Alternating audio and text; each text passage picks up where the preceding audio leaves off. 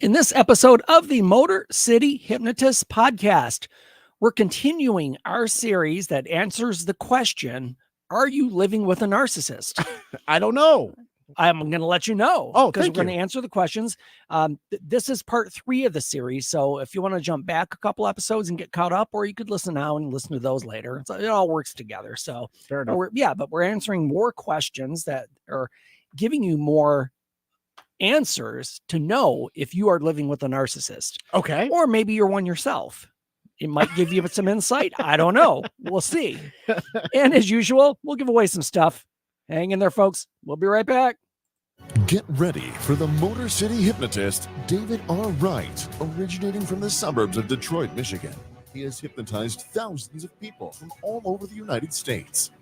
David R. Wright has been featured on news outlets all across the country and is the clinical director of an outpatient mental health and hypnosis clinic located just south of Detroit, where he helps people daily using the power of hypnosis.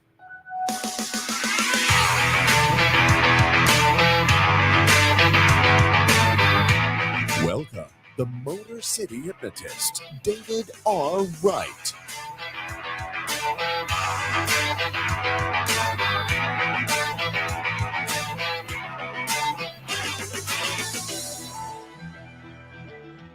What is going on, my friends? This is David Wright, the Motor City Hypnotist. We are back with another episode of the Motor City Hypnotist podcast. Thanks, folks, for joining in or listening. Thank you if you're on Facebook Live. I know we started a minute or two early, but that's okay. You'll find us. You'll get there. It's all good. With me, as usual, is Matt Fox. Woohoo! Matt, good trip up in Canada for your work. We were talking about it before we got started. Yeah, Matt had to do a little field trip for work. I was adulting. Yes. Yeah, you have to do that sometimes. It was fine. Yeah, I got a little pat on the back. Yeah, nice. And That's good. It was worth it. It was fun. It was a great experience. Yeah, and, good. I'll probably have to do it again. Yeah, probably so, because you did such a good job. Yeah, that's what you get for doing a good job, dude. All right, so I was a glorified babysitter. Right. All right, let's just call it what it was. Still, apparently it had to be done. So I'm a great babysitter. Sure, absolutely.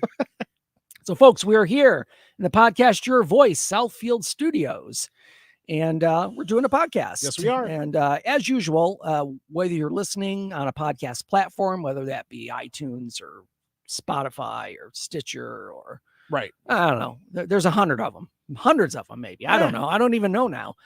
But if you're listening there, do me a favor, connect, subscribe, assign, whatever you have to do. Right. Whatever you do there, Yeah. collect. Well, whatever you do to connect to the podcast. Mhm. So that way you just get it automatically. You don't have to look for it. You'll just get it every time it drops. Rock on. And the most important thing is leave a review. Reviews are helpful. They help us out. Mhm. And it's just nice to see too. Yeah. And as usual, for those of you who might be listening to the audio and you don't know, we do record typically every Monday at 8 o'clock Eastern Standard Time. Mm-hmm. So technically it would be 9 Technically. after the time change, but it's really 8. So 8 o'clock every Monday Eastern Standard Time, aside from holidays and an occasional time that we I don't know about you. we don't. I don't know about you, but I wasted that hour already. Oh, I did. Oh no, I wasted it. I slept right through I it. think I got up, I think it was like 10:30. So really, I slept till 11:30. Yeah. Yeah. You just slept half the day on away. Saturday, which is great. You Well, may- then I got up and went to my son's football game. Well, there you go. It's his last day of marching band. So that was good. It wasn't too cold. You had a good little bit weekend. of rain. You had a good Yeah, it weekend. was a good weekend. All right. Good and busy. So let me tell you, folks, where you can find me. My website is motorcityhypnotist.com. Mhm. Check it out. It has all kinds of information on there. Sure. My social media on Facebook and YouTube, which are both Motor City Hypnotist, and on Snapchat and Instagram, which are both Motor City Hypno, HYPNO. Awesome. And as usual, we're giving away our free hypnosis guide. We do that every episode. It's always there. It's always free. Text the word hypnosis to 313-800-8510. That's 313-800-8510. If you want that number later, just check out the show notes. It's Mhm. right there. You can get it anytime, day or night. Game. Not that I will be sending it. It's automated, but you'll all get hour- it. all hours of the day. You can get it at 4 a.m. if you want. It's there. So check that out. Sweet. And yeah. So Matt, I sometime over the weekend I bit my tongue. You ever do that when you're eating? Yeah. Or whatever. Bite my lip. Yeah. It's right here on the side. So I may sound like I have a speech impediment as we go on here because it's just killing me on Rabbit the left season. side. Duck It's season. like Rabbit it's really season. crazy. Duck season. I don't know. It's crazy. You have a brain like a chicken. Yeah, I don't know. It just happens, I Yeah, guess. yeah, Sometimes it does. You're it's, human. It yeah. happens. Yeah, it's just a little painful. So it's time. Yeah, here we go.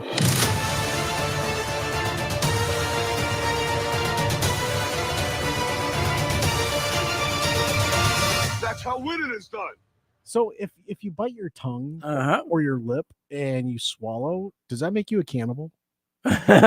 Maybe. I mean, it could be. I don't know. Yeah. Just a stupid question. It's quite pungent. Stings the nostrils. I mean, it could. I don't know. It's crazy. All right, who are we talking So about? we're talking about, this is kind of a double whammy because we love animal stories and we love Yes. people stories. That's what we do if we're winner of the week. It's Yes.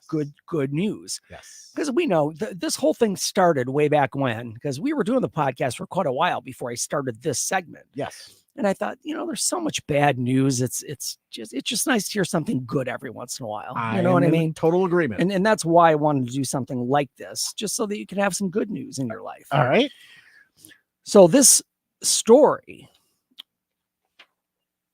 is about prisoners in England.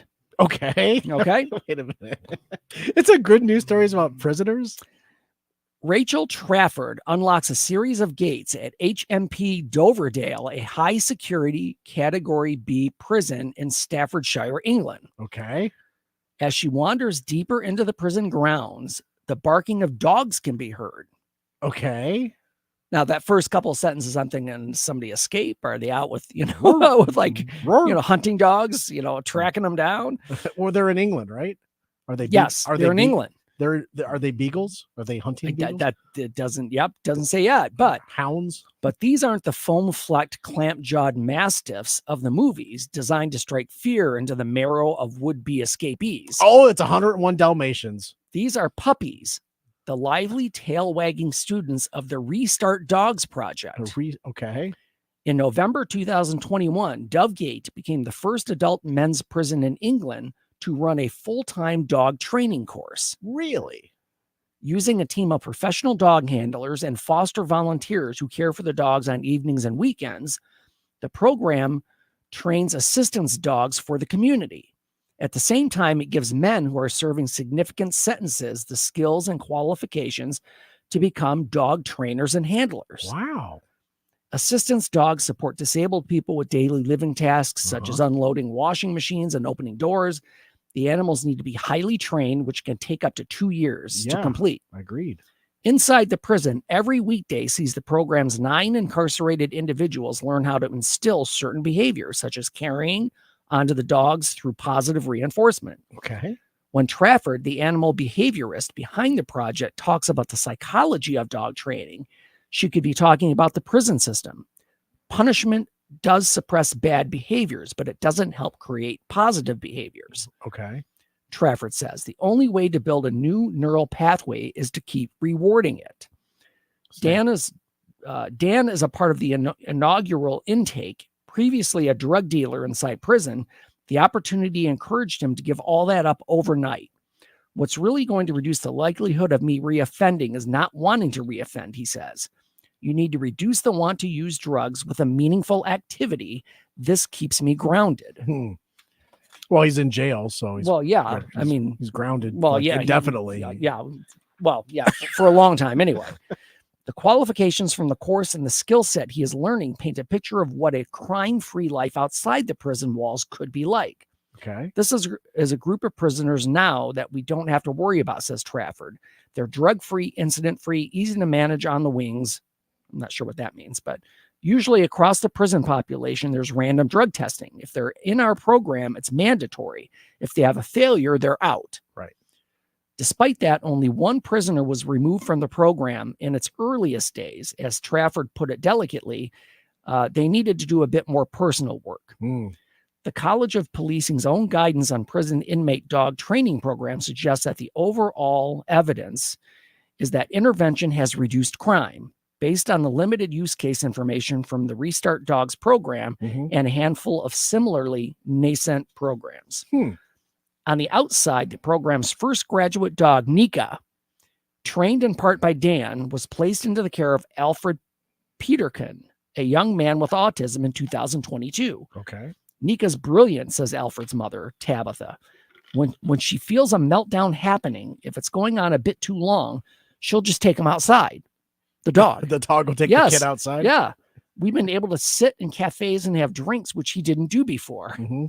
Trafford is expanding the program to a third prison, Fossey Way near Leicester, in November, and is setting up a charity to help newly released prisoners launch dog training businesses of their own. Goodness gracious. Yep.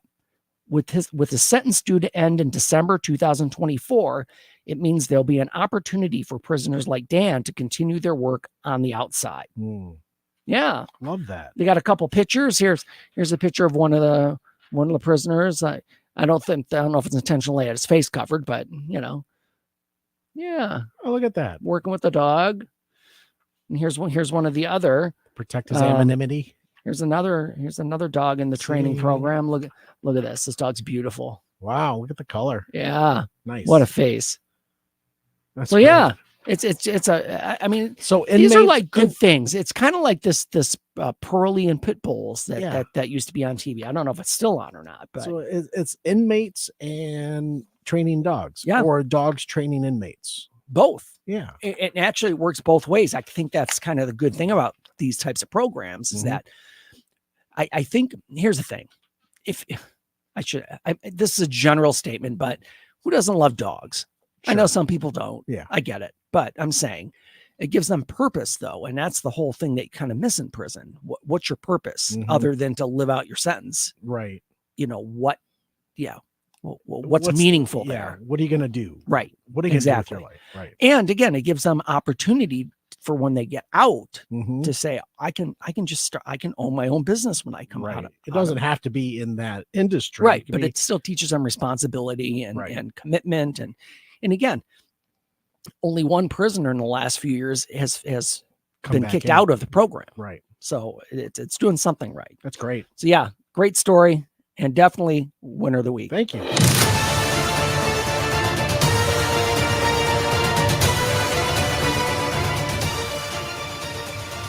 That's how winning is done. Love it. Yes, it is. So, back to it. So we're talking about narcissism. Yes, we are. Not that dogs would ever be a narcissist.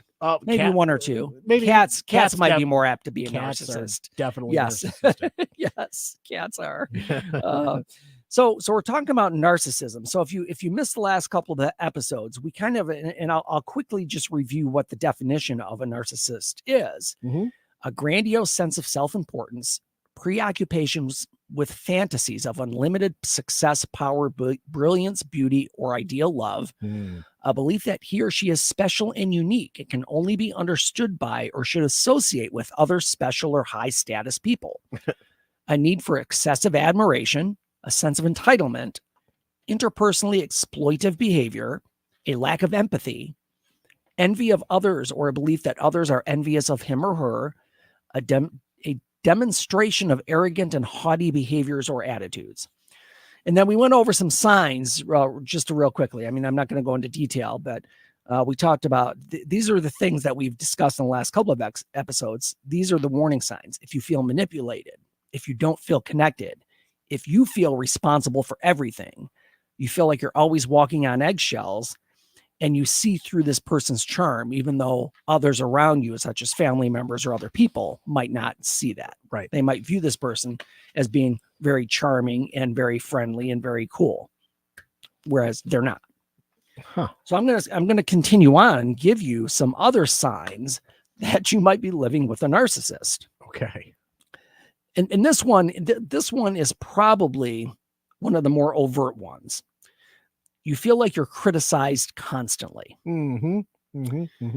So it could be a criticism of your looks. It can be a criticism of your weight, your clothes, the way you do things, your friends. It's really common for a narcissist to belittle you in public. That happens a lot in public settings, even. Sure. So this is, of course, think of this over time, the effect that that's going to have, the negative effect it's going to have on your self-esteem and your overall sense of well-being. Mm-hmm. Eventually, when you're told something enough times, you start to believe it. Right. And that's why living with a narcissist is difficult, because at some point you might start to think, is this person right? Mm-hmm. Yeah, maybe I'm not, I don't know. Maybe I'm not smart. Maybe I'm not attractive. Maybe I'm,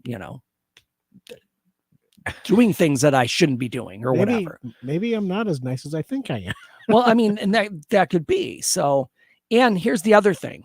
Not only is it directed towards you, narcissists will mock other people. Mm-hmm. Oh, they will mock and ridicule other people. The mocking, just they bring on that same, they try to imitate the tone or make up the tone of that other person that they're mocking. Yep. Yeah. Or they just look down on people because they're, Yeah. What kind of stupid wiener name is that? Yeah, they would say something like that, right? Just to belittle somebody. Yeah.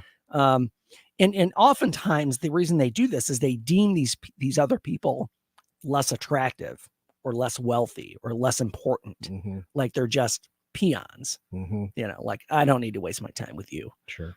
Instead of seeing people as human beings with their own feelings and their own issues. Yeah. That you should. And again, this goes back to the lack of empathy. Mm-hmm. It's easy to criticize people and say things about them. And you've said this a number of times. Mm-hmm. Like when you sit down with a new client, it's, hey, everyone's fucked up. Yes, absolutely. Friend, but no, you're exactly right. And as a person maybe who is a narcissist, they just don't care. Well, they know the thing is they don't believe there's anything wrong with them. That's the problem. Yeah. They do believe they're superior. They believe they are better than everyone else. Uh-huh.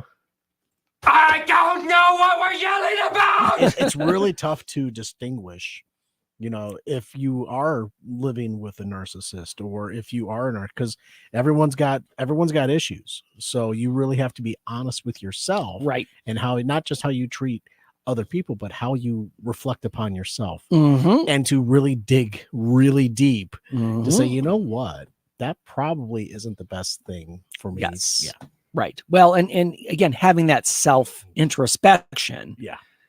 For most of us, we would be willing and able to do that. Sure. For a narcissist, that's very difficult. Very difficult. They cannot look at themselves.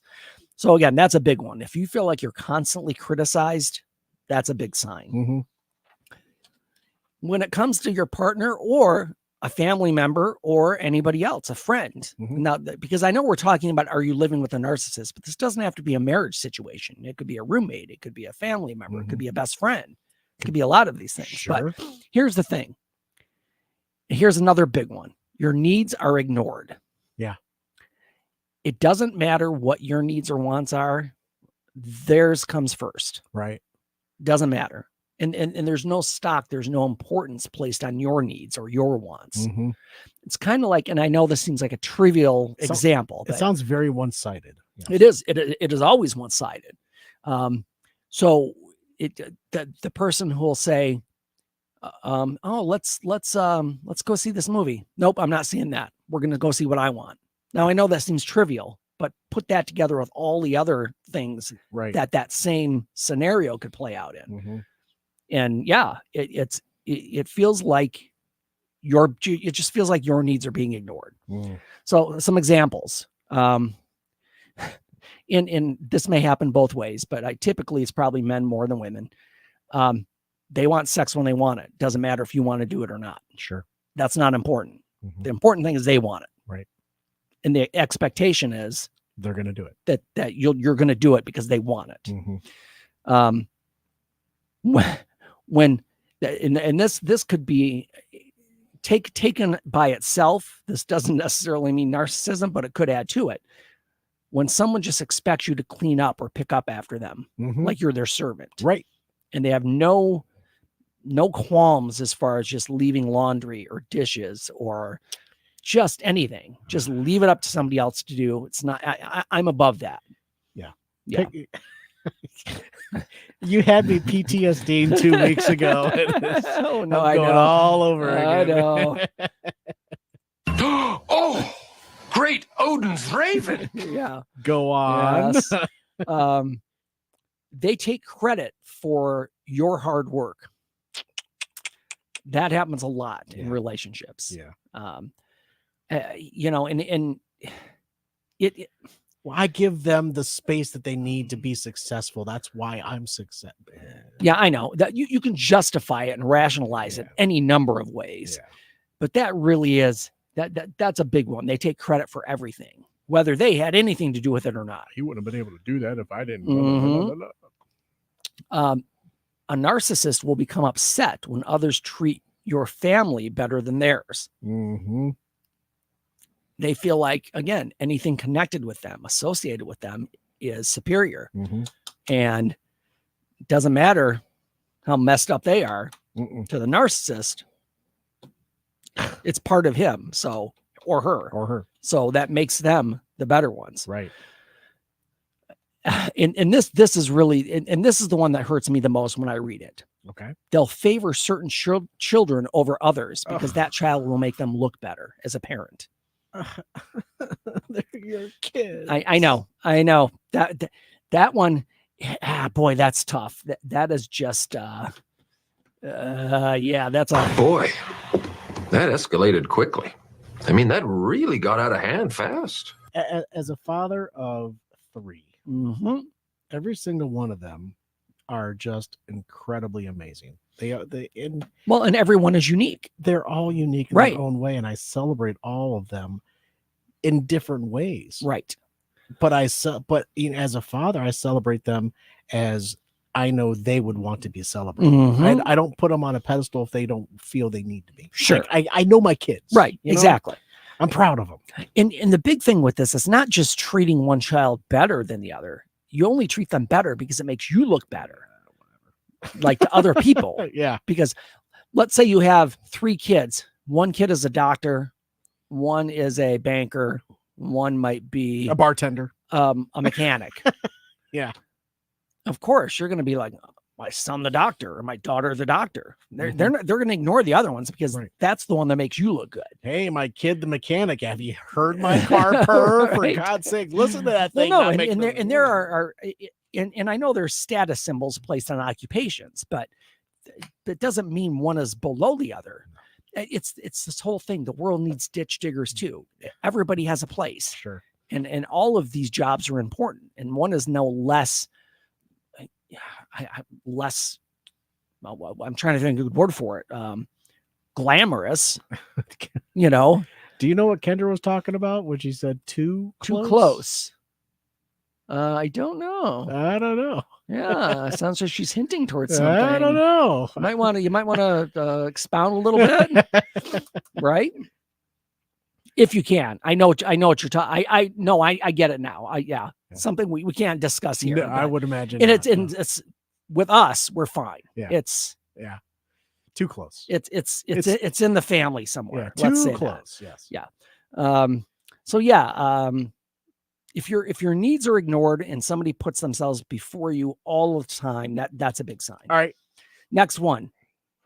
Your family is warning you about this person. Warning you. Family and friends are warning you about your partner, about your relative, about your friend.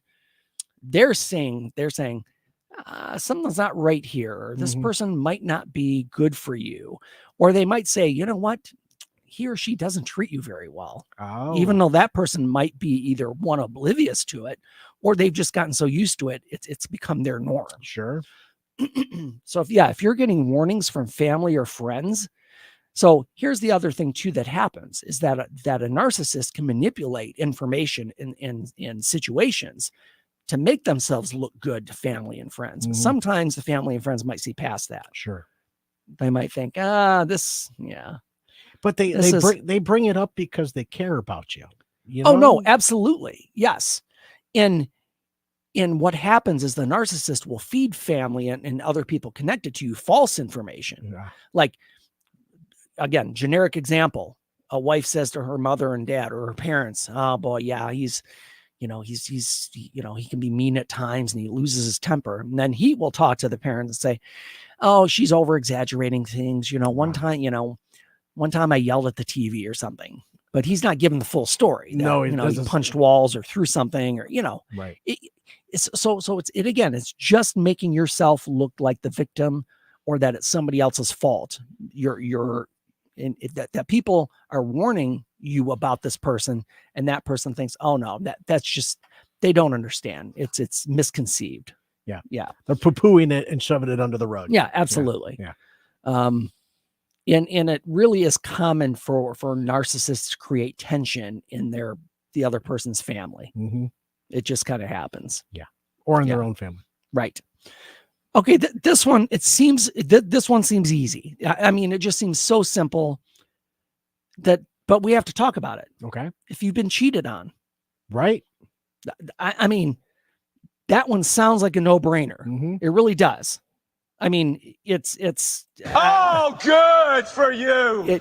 It sounds like a no-brainer, but you'd be amazed how many people I've talked to over the last 31 years where their partners cheated on them. Yeah. And they don't leave. Right. They end up in therapy, which is a good thing. I'm glad they're doing that. But it's almost like they give them an out some way, because the person who cheats will often shift blame. Mm-hmm. They'll be like, yeah, I'm sorry, but you drove me to this. Yeah, you weren't meeting my needs. You weren't meeting my needs. You weren't giving me the attention I wanted or needed. Mm-hmm. So there are certain tendencies that you have to be aware of. If you're out, and here's the thing, and this is not, I'm in no way bashing people who fit this mold, but it's just something to watch out for. Like people who tend to be flirtatious. Mm-hmm. And it's just kind of their character. It's kind of in their personality. Yeah. Now that in and of itself is not a big deal, but if they're flirting with everyone else but ignoring you, mm-hmm. that's a problem. Sure. That's when it becomes something you just might want to look at. Okay. But they do have a charm. Narcissists have a charm, and they captivate people, and they can fool people sometimes, mm-hmm. many times, to make them think things that aren't really true. So if you've been cheated on, here's the thing, and I can say this from experience. If you've been cheated on once, it is highly likely it's going to happen again, mm-hmm. unless you do something about it. Got it. And here's what a narcissist would do. They would be like, oh, you're blowing it out of proportion. It's fine. It'll never happen again. That I'm serious. That's what a narcissist would do. And they'll avoid having to talk about it at all costs. My head. I know. My hand I just hit know. my forehead. That's. And some of these things seem so ridiculous. But when I say this, there are people like this. Narcissists are among us. They're out there. I had a weak moment. Like this in the background. What the fuck is it with you? I was weak. I couldn't make a choice, and I chose the latter. Yeah. So if you're in a relationship, whatever that relationship is, with a charmer, somebody who's getting, just be careful. Yeah. And and here's the thing: if you've been cheated on, hard stop, and nip. You got to rethink things at that point. Nip it in the bud. Well, if you can. But here's the thing: but you got to cheating. That may not be the first thing that happens. A lot of these other things are going on at the same time. Sure. Yeah, but that one is a big one. Yeah. Wow. The next item, you just feel unloved. Yeah. You don't feel a connection with your partner or your family members. You don't feel needed. You don't feel valued. Mm-hmm. It's again, I go back to the empathy thing. If the other person, this narcissist, they're unable to show empathy, and in that case, they don't care what you feel. Mm-hmm. It's not in their capability to feel empathy. So, and here's the thing, I know over time, and look at it this way.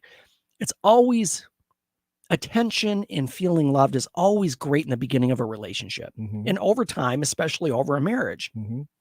that can wane at times because you get into the responsibilities and kids and jobs and career but there still has to be this underlying connection, mm-hmm. and you need to feel loved by your partner. Yeah.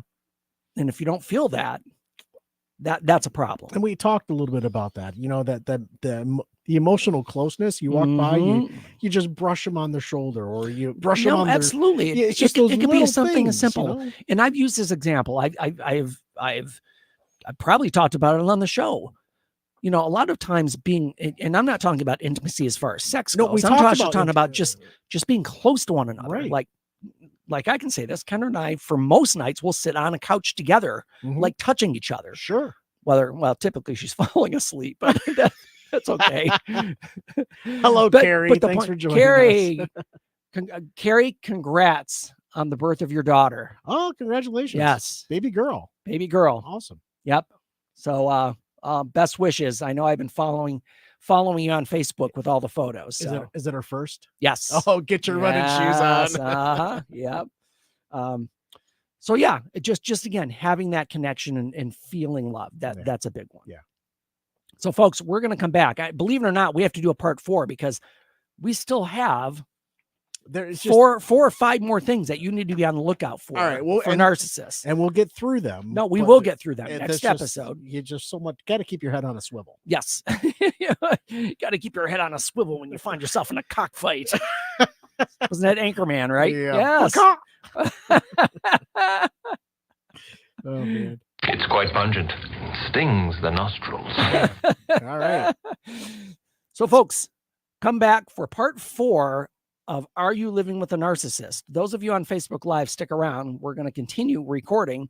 Those of you listening to the audio portion, just jump ahead to the next episode if it's there. Okay, before we end, our Detroit dog rescue, our dog of the day is Cade. Cade? C-A-D-E. All right. Puppy? Wire Terrier mix. Oh. Look at this face. Who does that make you think of, Matt, when you see it? Benji. No, first glance. First glance, I said Benji. That doesn't remind you of Chewbacca? Oh. Doesn't it? No, it does now. Yes. Look at that. Cade needs a home. All right. He's a terrier mix. He was born in April of 2022, so he's just about a year and a half old. Nice. Dog friendly, kid friendly, over 8. Activity level is high. Looks like he just wants to play. He just wants to play. He's got a big and ball. He needs in the a home. background. He's got a ball right there in the background that he likes to play with. But give Cade, aka Chewbacca. Yeah. Cade needs a home. All right. StraightDogRescue.com. Thanks for that. Yep, absolutely.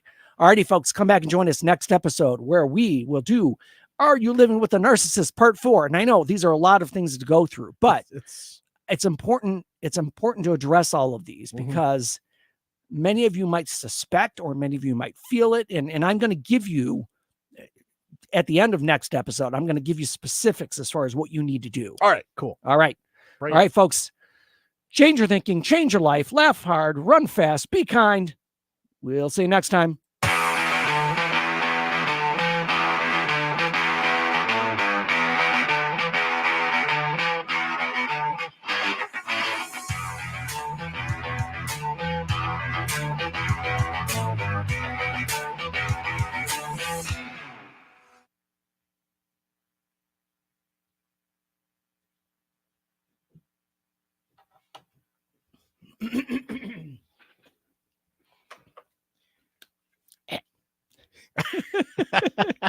You ready? I'm ready. All right.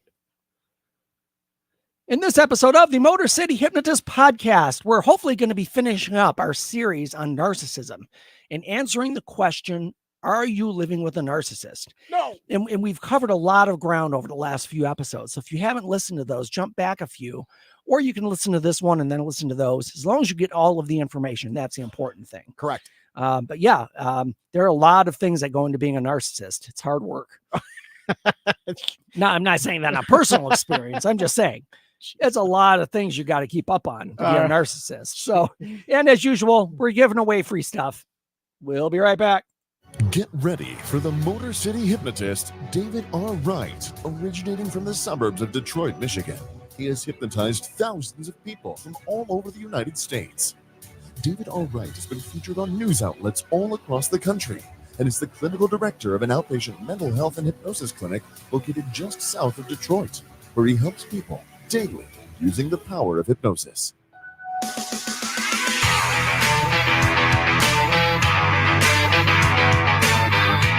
Welcome the Motor City Hypnotist, David R. Wright.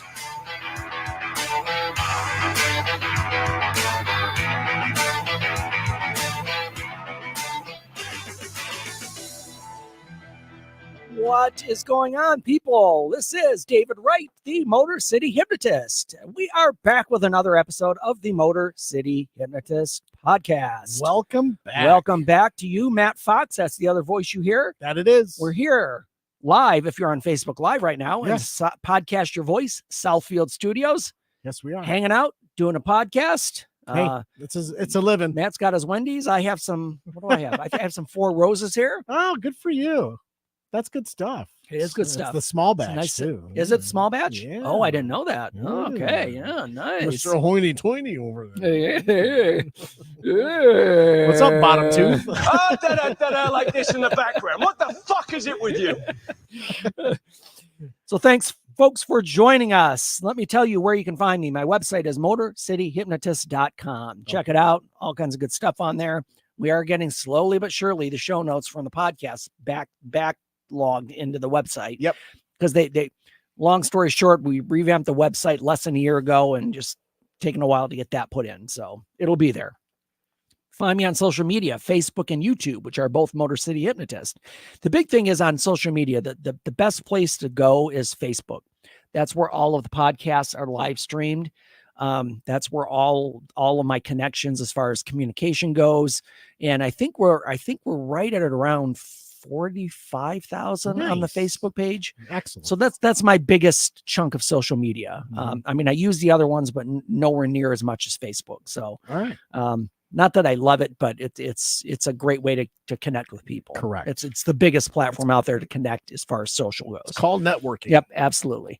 Snapchat and Instagram are both Motor City Hypno, HYPNO. Mm-hmm. And as usual, free hypnosis guide. Come It's on. all yours, free. Come on. It's a PDF. I wrote it. It's free. Just download it. Yeah. Text the word hypnosis to 313-800-8510. Do it. Do it. Do it now. You know, you could do it live. Yeah. We'll do it live. Fuck it. Do it live. I'll write it and we'll do it live. Fucking thing sucks. Well, it doesn't really suck, but yeah, if you do it now, you'll do it live. So, Language. yes. Yeah. Language. Crazy. Boy, that escalated quickly. I mean, that really got out of hand fast. Yeah, not so it, much. it just slipped out. Yeah, it does. That's what we do here. That's what happens. Yeah, So, yeah, the biggest thing, wherever you're listening, whatever platform you're listening on, Stitcher, Spotify, iTunes, wherever, connect, subscribe, join, whatever you have to do to get the show so that Mhm. you don't have to look for it.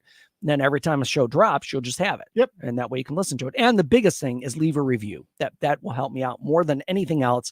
Leave a review about the show so that way it gets in front of other people. Fair. Fantastic. All right. Are we going to do it? We are going to do it. All right. It's time. So excited.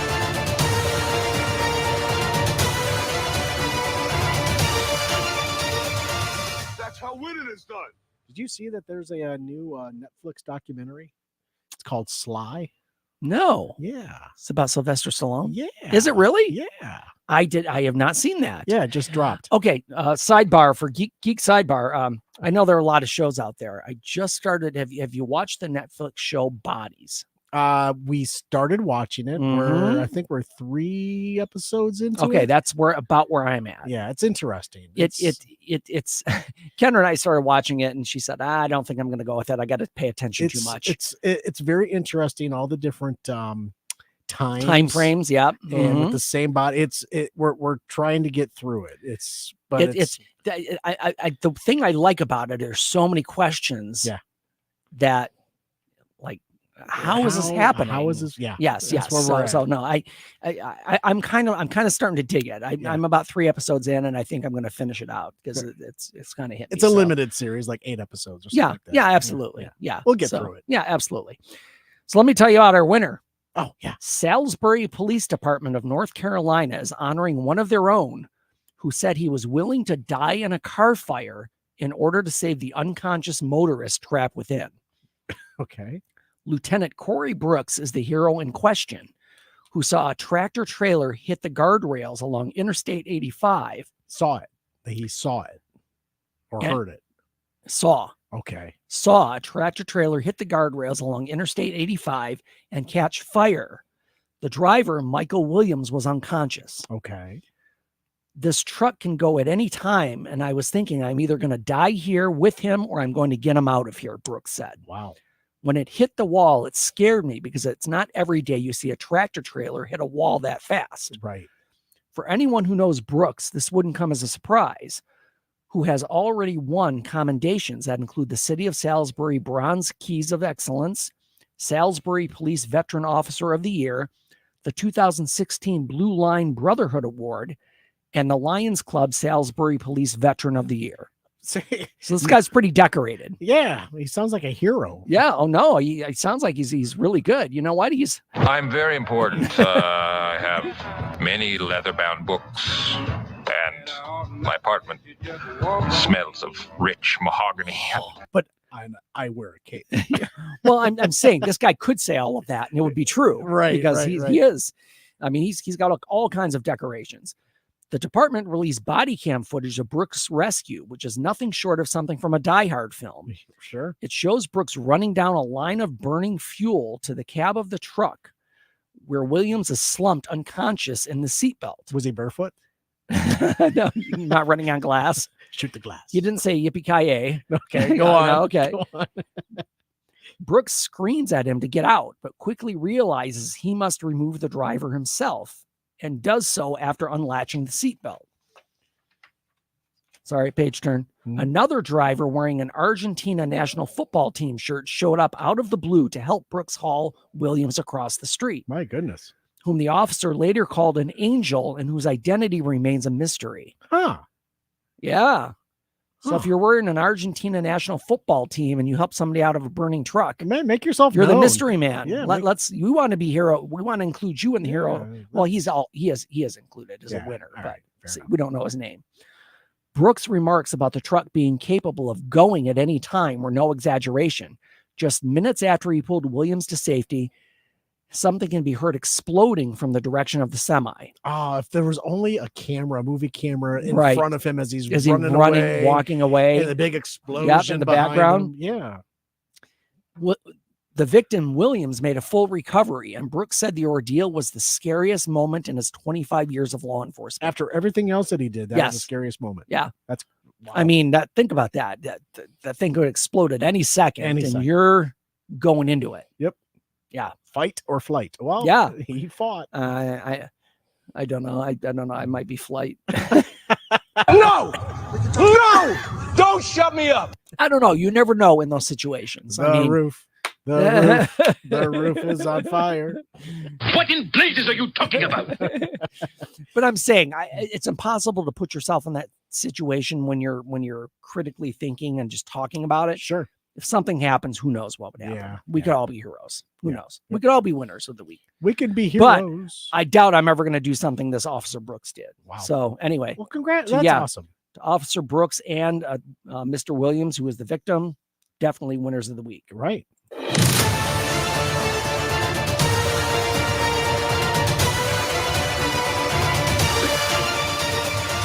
That's how winning is done. So, David, Yes, it is. Yes. so you've heard the whole thing about the whole Die Hard movie and the debate as to whether it's a Christmas movie? Christmas movie. Well, I'll give you something new to think about. Okay. During the movie Die Hard, one of the terrorists actually reaches for a candy bar. Die Hard is a Halloween movie Oh, okay. because he was at a movie. He was munching on candy in a movie theater. Okay. Well, and I will say, I don't know if you saw the roast of Bruce Willis a I few did. years back. Yes, he said he it said is it's not not. Yes, a Christmas movie. Yes, he did. So take it from the start of the show. I mean, what are you going to do? So, back to it. Not that he would remember that. Right. Oh, too soon. Ooh, Is that too soon? yeah. Well, no, we're fine. All right. We're fine. I don't think this will get back to him. So So speaking of narcissists, nice segue. Listening to you no more. we're talking about, are you living with a narcissist? And again, it's not limited to your partner. It could be a family member. It could be a a friend, could be a roommate, who knows? But in most cases, you'll get to know this much more intimately if you're a partner of someone. So we ended the last episode of the last category we talked about is that you feel unloved. There's no connection. Right. You don't feel important. This is a manipulation behavior. This next one I'm going to talk about. Okay. You get the silent treatment. Oh, the silent treatment. Yep. Who are you again? The silent treatment. Huh? What? It's not like this woman. So No, you've had your limit today. You drink water. that was not silent That treatment. was not silent treatment. No. Or not even. How are you going to wipe a table with this little? It's not even wet. No, the silent treatment Yeah. is very difficult because you don't know what you did wrong. Here's the thing about silent treatment. It is total manipulation. Mm-hmm. Your silence is your way of trying to control someone else. Mm-hmm. And when you do that, it's you're withholding your affection, you're withholding any type of communication, and really disregarding the other person's presence altogether. Mm-hmm. You're just dismissing them Mm-hmm. when you do silent treatment. And here's the whole thing about a narcissist. They're only going to choose to engage with you if it's a benefit to them. If it's not to their benefit, there's no need to even talk. There's no need to communicate.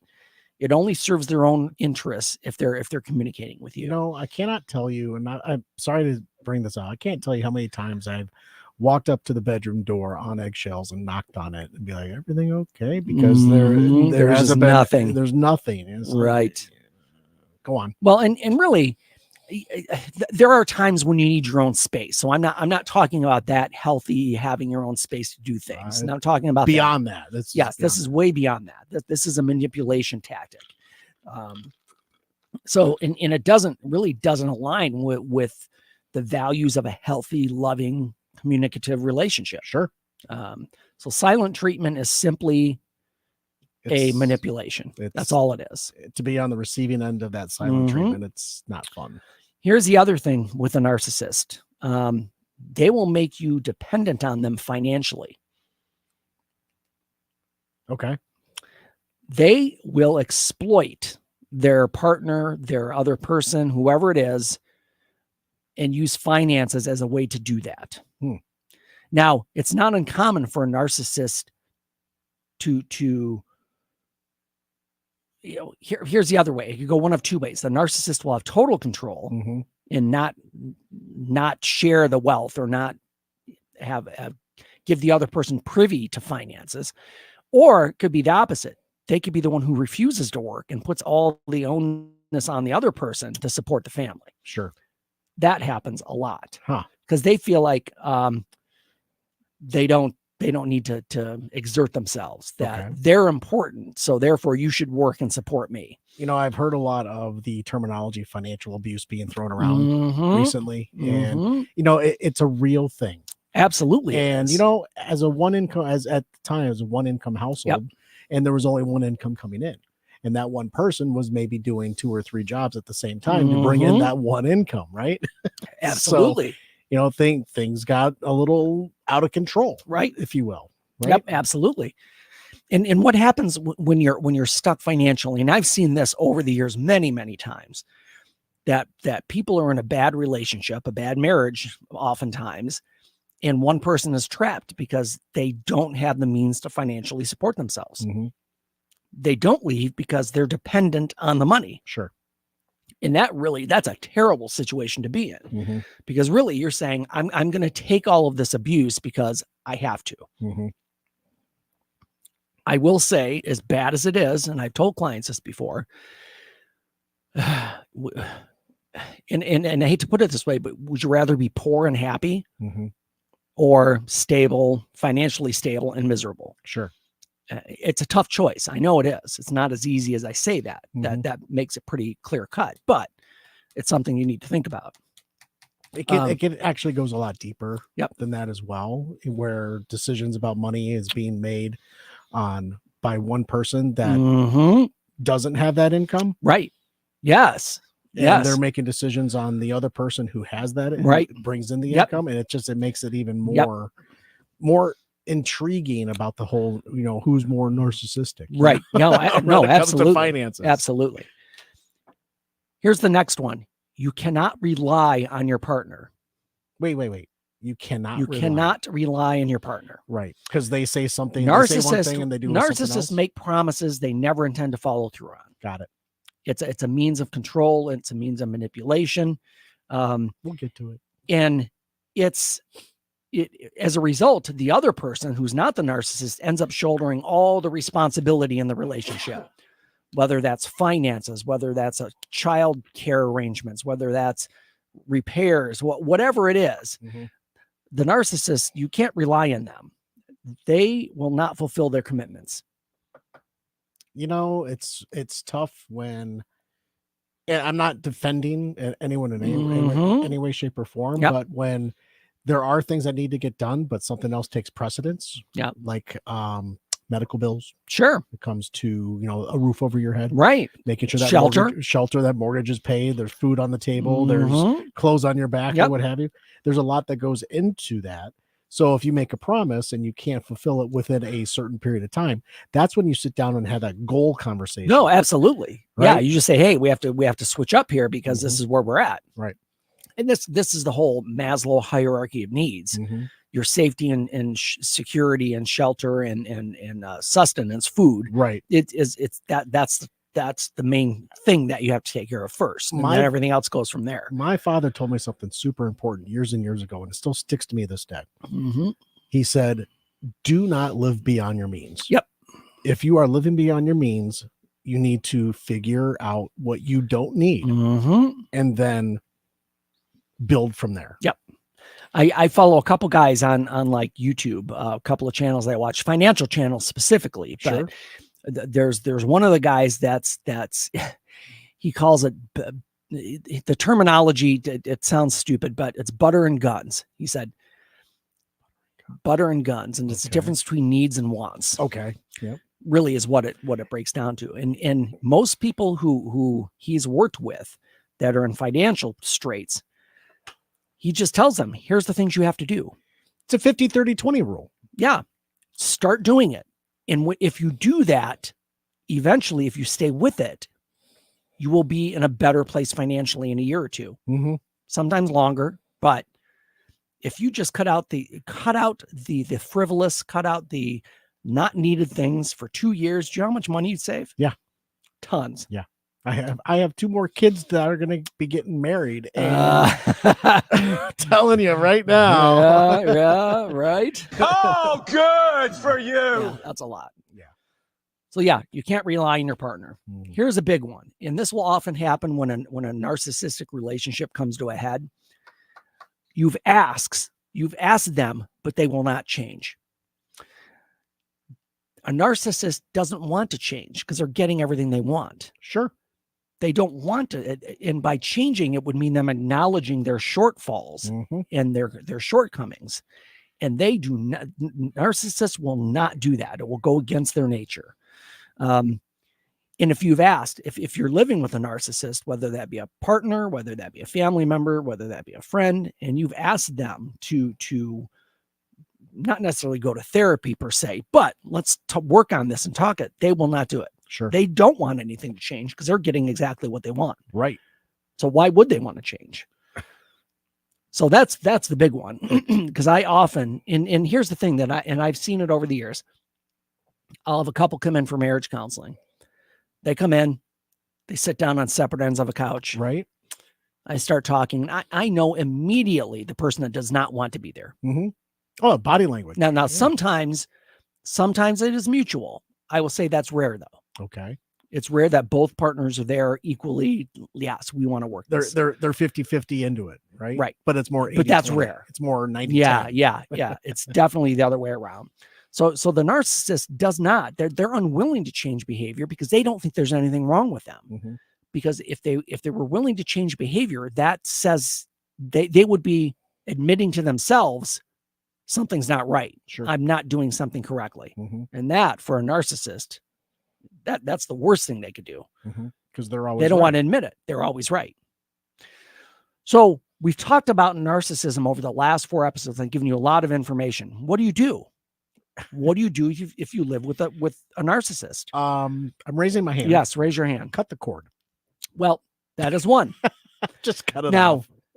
there are some things you can do to move towards cutting that cord, but I'm with you on this. Go on. Because here's the thing: narcissism is a personality disorder. And if you guys, I'll get a little bit psychobabblish here. Okay. It's not like depression or anxiety or things like that come up during life based on circumstance, based on brain chemistry. Personality disorders develop at a very young age, and it is very unlikely to change somebody with a personality disorder later in life. Okay. Now, I'm not saying it can't happen. If the person really wants that can happen, but it's very unlikely. Okay. Mm-hmm. So seek therapy would be the number one thing. If not together. When again, it probably won't happen together because a narcissist will never go to therapy because they don't need help. Sure. For you need to take care of yourself. Part of that is seeking therapy and support from friends and family. Got it. And letting them know the real story about what's going on. Create and maintain strict boundaries and let the narcissist know. Okay. And here's the thing, a narcissist that's going to scare the hell out of a narcissist because they don't want anything to change. And as soon as somebody starts setting boundaries with them, mm-hmm. They're going to be like, oh no, I'm losing control. This person's not going to be doing what I want all the time. Right. But see, whether you stay or go. I'm not laughing because it's funny. I'm laughing. No, it is I'm PTSD is why. No, yeah. That's how I handle it. Right. No, I get it. I chuckle. So create and maintain strict boundaries and stay with them. And here's the thing about boundaries. They're hard to stick to because it's going to cause conflict. It's kind of like, I go back to the kid example. It's easier to let your kids sleep with you because you don't want to stay up till 4 a.m. making them stay in bed.